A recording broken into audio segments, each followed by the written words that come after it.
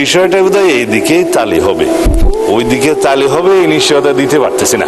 না, এইদিকে যদি তালি না পড়ে তাহলে তালির মানে তালি দিলে ভালো হবে। আমরা আইনের শাসন প্রতিষ্ঠা করছি, আমি বলতে দিলে বলি কি আমরা একটু পরে শুনি, এই তালিটার ঐক্যটা থাকুক, আমরা একটু আলোচনা করি, পরে আবার শুনতে পারবো।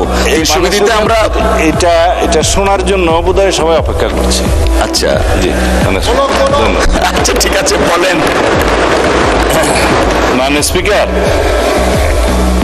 আমি দলের নাম নিতাম না, যেহেতু এটা বিষয়ে কিছু ক্লেম করা হয়েছে সেই জন্য দিচ্ছি। বাংলাদেশ ছাত্র শিবিরের কেন্দ্রীয় সহকারী আন্তর্জাতিক বিষয়ক সম্পাদক মোহাম্মদ জিসান মিয়া প্রধানের ঘটনার সংক্ষিপ্ত বিবরণ।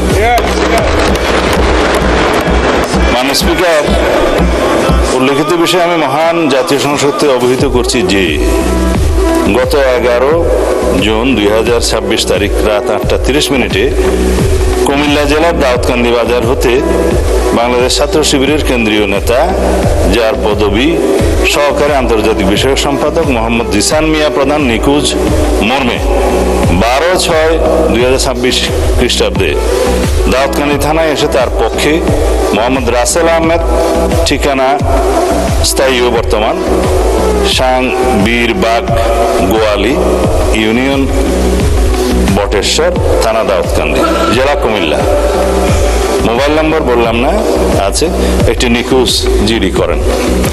নিখোঁজ জিডির প্রেক্ষিতে তাকে উদ্ধারের নিমিত্তে কুমিল্লা জেলা পুলিশের একাধিক টিম মাঠে নামে উদ্ধার করে উদ্ধার কাজে তৎপর হয়।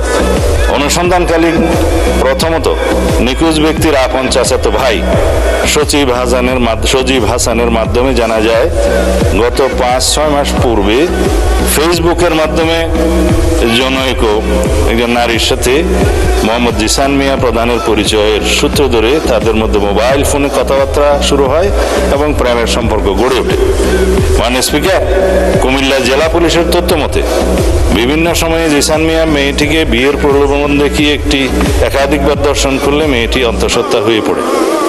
এক পর্যায়ে জিসান মিয়া প্রধান ভিকটিম মেয়েটিকে জোরপূর্বক ভ্রূণ নষ্ট করার জন্য চাপ সৃষ্টি করতে থাকে এবং ভ্রূণ নষ্ট না করলে ভিকটিমকে মেরে ফেলার হুমকি প্রদান করে।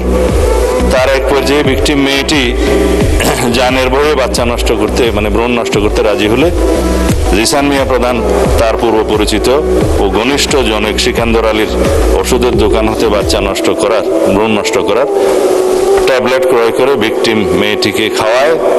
2-3 দিন পরে ভ্রূণ নষ্ট হওয়ায় ওষুধ সেবনের ফলে ভিকটিমের প্রচন্ড রক্তক্ষরণ শুরু হলে